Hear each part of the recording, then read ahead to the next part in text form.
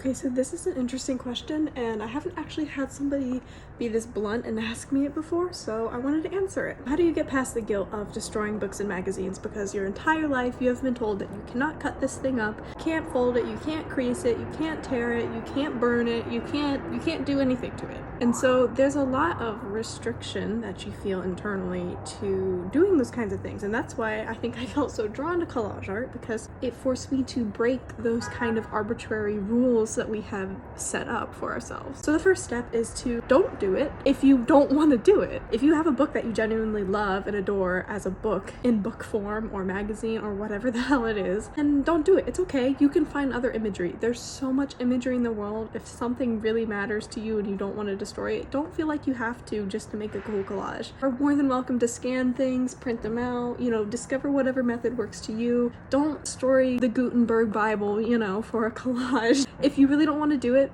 then don't do it. Now that that's out of the way, let's get to the fun part, which is destroying things. I think a lot of people, like I said, feel this resistance because we are taught our whole lives, oh, like this is a book, books are bound, and books stay like this, and we take care of them, and this is how it is. And we lose a lot of the childlike curiosity that we had when we were younger, which is to investigate things, to tear things apart, to see how things are put back together, make things out of whatever we find. And so I think one reason why collage is so therapeutic for many people, it forces them to kind of rekindle that inner child and just play around with things and sort of disregard all of these arbitrary rules that we have set up for ourselves, such as this is what a book is. So with all of that verbose language, all I'm trying to say is you just need to practice doing it. I felt a lot of reservations about cutting into books at first too, but it quickly went away. Start with magazines, start with paper ephemera, start with ticket stubs, start with pieces of paper that you find on the ground, start with books that are already torn up, start with things that are already pushed past the limit of being a new pristine book.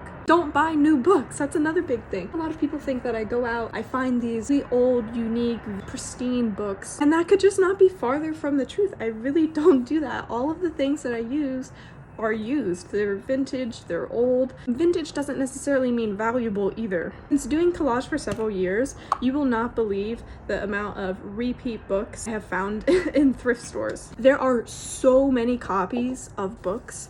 You can't even fathom just how many things exist in the world. And the truth of the matter is we don't have libraries big enough to save all of these copies of books, especially repeat copies of what were essentially tabletop books. We're not destroying precious literature, or maybe we are if there's pictures in it, but we're not destroying things that are actually valuable. They are valuable, but their value is not necessarily as a book, and that's what I'm trying to say. The goal of an artist is to be able to see the value in material that isn't necessarily intuitive towards others. And whether you're making it just for yourself or just as a hobby, or you are a professional artist, doesn't matter, you're still an artist. And the goal is to play around with things and to give things new perspectives that other people couldn't have possibly seen before, because you're unique and you have your own perspective. And so what I cut out of a collage and see as valuable will not be the same thing that you cut out for collage and see as valuable. But it's important to still make your art and share it with others. If that means cutting open a book, then so be it. Another huge reason why you don't need to feel guilt at all. Collaging is perhaps the most economic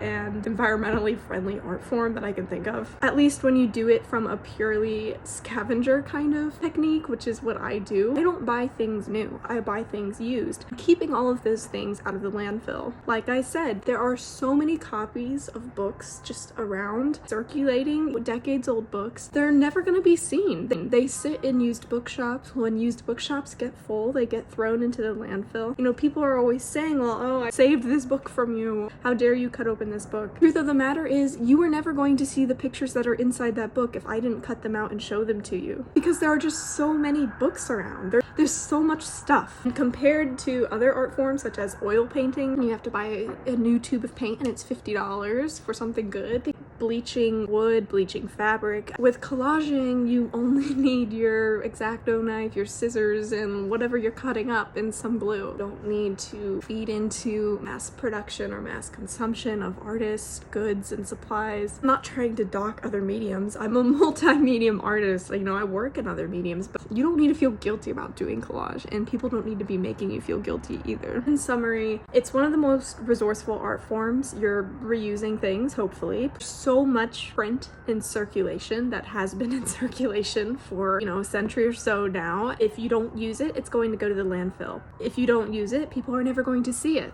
And then we also don't have libraries, even if we wanted to preserve every little thing. I don't see it as you are destroying this book. I see it as you are reinventing this book. You are taking images out of their context, you're breathing new life into them, you're introducing them to whatever context you want, and you're doing so, we're actually pushing out that imagery to way more people than whoever would have saw it. And even if they would have seen it in its original context, that doesn't matter because it's in a completely new context now, thanks to you. So therefore, it has new life. Done something quite amazing if you're able to do that.